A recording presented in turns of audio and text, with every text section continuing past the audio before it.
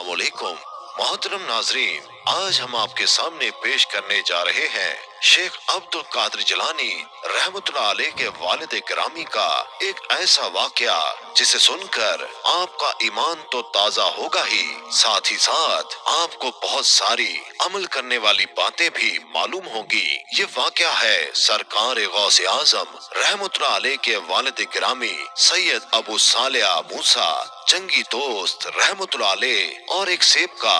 मेरी आपसे गुजारिश है कि इस वाक़े को मुकम्मल तरीके से समझने के लिए इस वीडियो को एंड तक जरूर देखें। मोहतरम नाजरीन, हजरत सैयद अबू सालेह मूसा जंगी दोस्त रहमतुल्लाह अलैह आप सरकार गौसे आजम रहमतुल्लाह अलैह के वालिद मोहतरम हैं। जंगी दोस्त लक़ब होने की वजह ये है कि आप जंग को दोस्त रखते थे।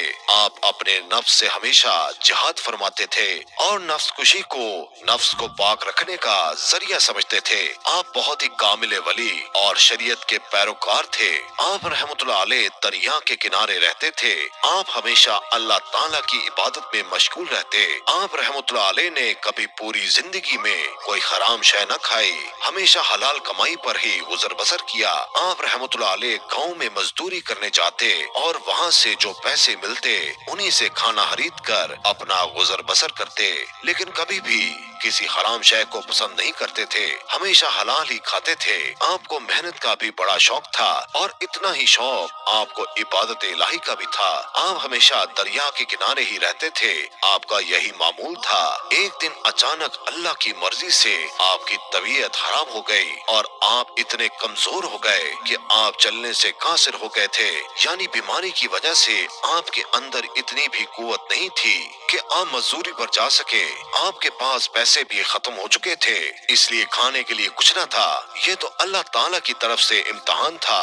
आप रहमतुल्लाह अलैह अभी इस फिक्र में ही थे कि आपने ख्याल किया कि क्यों ना मैं रोजा रखूं तो मुझे सवाब भी मिलेगा और इस मुश्किल वक्त में मुझे सब्र भी आ जाएगा।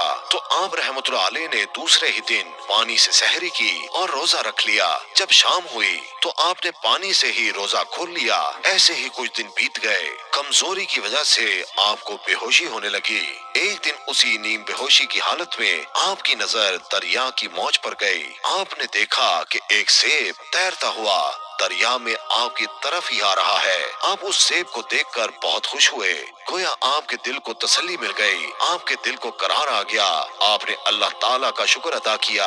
उस दिन भी आप रहमतुल्लाह अलैह रोजा से थे, तो आपने सोचा कि आज मैं रोजा इस सेब से ही खोलूंगा, अब मुझे करार मिल जाएगा और मेरी भूख भी मिट जाएगी। अब उस सेब का इंतजार किनारे पर बैठकर करने लगे। वो बहता बहता आपके पास आया, आपने उसे उठा लिया। जैसे ही इफ्तार का वक्त हुआ तो आपने वो सेब नोश फरमा लिया।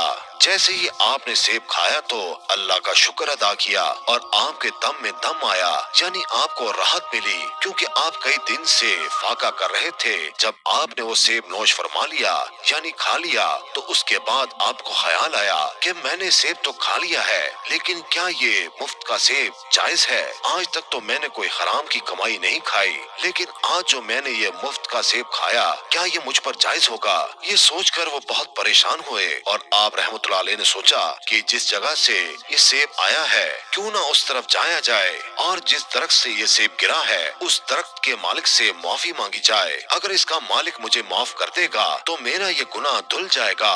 जिस जानिब से ये सेब आया था आपने दरिया के किनारे उसी जानिब चलना शुरू कर दिया। आपकी आंखों में आंसू थे और आप उस जानिब चले जा रहे थे। थोड़ी दूर चले ही थे कि आपको अचानक सेबों का एक बाग दिखा जो उस दरिया के किनारे ही था। एक दरख्त की डाली उस दरिया के ऊपर ही थी। उस दरख्त को बहुत सारे सेब लगे हुए थे।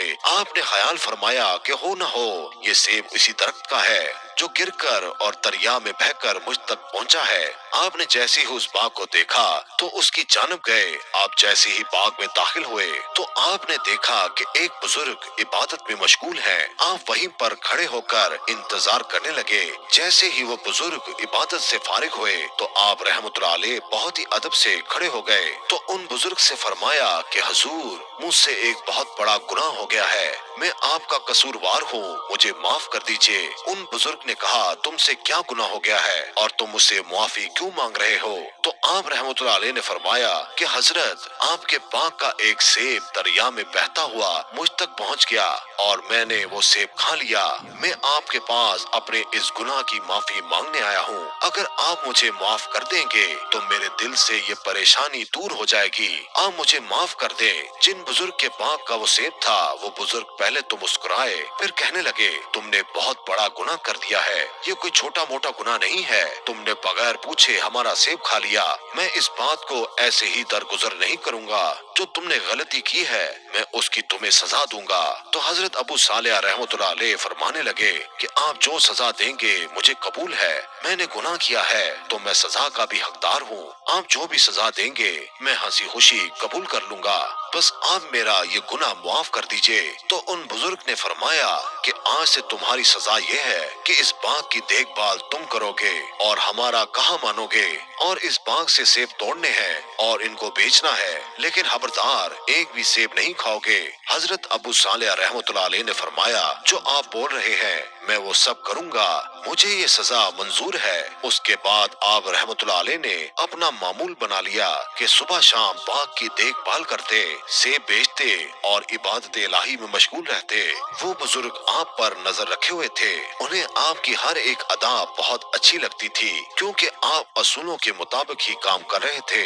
حضرت ابو صالح رحمۃ اللہ علیہ کو خدمت کرتے کرتے کئی برس بیت گئے۔ ایک دن حضرت ابو صالح رحمۃ اللہ علیہ ان بزرگ کے پاس گئے اور کہنے لگے کہ حضور میری سزا کب پوری ہوگی اور میں کب اپنے گھر واپس جا پاؤں گا؟ ان بزرگ نے فرمایا کہ ابھی کچھ اور وقت باقی ہے، اس کے بعد تمہاری سزا پوری ہو جائے گی۔ حضرت ابو صالح رحمۃ اللہ علیہ نے فرمایا ٹھیک ہے، آپ جیسا کہتے ہیں میں ویسا ہی کروں گا۔ اس کے بعد آپ رحمۃ اللہ علیہ واپس باغ کی دیکھ بھال کرنے لگے۔ کچھ سالوں بعد پھر ایک دن ان بزرگ کی بارگاہ میں گئے اور کہنے لگے کہ میری سزا ابھی تک پوری ہوئی کہ نہیں؟ تو ان بزرگ نے فرمایا کہ تمہاری سزا پوری ہو چکی ہے، لیکن ابھی میں تمہیں ایسے نہیں چھوڑوں گا، ایسے نہیں بخشوں گا، ابھی بھی میری ایک شرط ہے۔ آپ رحمۃ اللہ علیہ نے کہا کہ شرط؟ کیسی شرط؟ آپ کی کون سی شرط ہے؟ تو ان بزرگ نے فرمایا کہ میری ایک اولاد ہے، ایک لڑکی ہے، وہ منہ سے گونگی ہے، کانوں سے بہری ہے، آنکھوں سے اندھی ہے اور پیروں سے اپاہج ہے، وہ نوجوان ہو چکی ہے اور میرے دل کا چین بھی ہے اور میں اس کی شادی کرنا چاہتا ہوں۔ پھر ان بزرگ نے فرمایا تمہیں میری بیٹی کے ساتھ نکاح کرنا ہوگا، تمہاری غلطی پھر معاف ہوگی۔ حضرت ابو صالح رحمۃ اللہ علیہ نے فرمایا کہ ٹھیک ہے، آپ جو چاہو وہ کرو لیکن میری غلطی معاف کر دو۔ پھر ان بزرگ نے اپنی بیٹی کا نکاح حضرت صالح رحمۃ اللہ علیہ سے کر دیا اور آپ رحمۃ اللہ علیہ کو وہیں پر رہنے کے لیے کمرہ بھی دے دیا تاکہ آپ اپنی شریک حیات کے ساتھ وہیں پر رہ سکے۔ جب آپ دونوں کا نکاح ہو گیا، آپ رحمۃ اللہ علیہ جب اپنے کمرے میں داخل ہوئے جہاں پر دلہن تھی، آپ رحمۃ اللہ علیہ نے جیسے ہی اپنی دلہن پر نظر ڈالی تو وہ بالکل صحیح سلامت تھی، اس کے اندر کوئی عیب نہیں تھا۔ تو وہ گھبرا گئے، سوچنے لگے کہ میری دلہن تو اندھی ہے اور پیر سے بھی اپاہج ہے اور بے زبان بھی ہے، لیکن یہ تو بہت خوبصورت اور صحیح سلامت ہے، شاید یہ کوئی اور لڑکی ہے جو یہاں پر آ گئی ہے۔ جیسے ہی آپ کو لگا کہ کوئی اور عورت ہے، آپ بھاگتے ہوئے کمرے سے باہر آ گئے اور دوڑتے ہوئے ان بزرگ کے پاس پہنچے اور ان سے کہنے لگے کہ حضور کمرے میں تو کوئی اور عورت ہے، میری دلہن اندر نہیں ہے۔ ان بزرگ نے کہا کیا ہوا، گھبرا کیوں رہے ہو، وہ تمہاری ہی دلہن ہے۔ آپ رحمۃ اللہ علیہ نے کہا نہیں حضرت، پہلے ہی ایک سیب کھانے کی سزا اب تک بھگت رہا ہوں، بڑی مشکل سے وہ گناہ معاف ہوا ہے، اب میں کوئی اور گناہ نہیں کرنا چاہتا۔ وہ عورت کوئی اور ہے جو اندر دلہن بنی بیٹھی ہے، وہ تو صحیح سلامت ہے۔ ان بزرگ نے کہا کہ گھبراؤ نہیں، وہی تمہاری بیوی ہے، لیکن وہ کانوں سے بہری اس لیے ہے کہ اس نے غیر محرم سے ہم کلامی ابھی تک نہیں کی، اور زبان سے گونگی اس لیے ہے کہ اس نے کبھی بھی غیر محرم سے بات نہیں کی۔ نابینا وہ اس لیے ہے کہ اس نے نامحرم کو آج تک نہیں دیکھا۔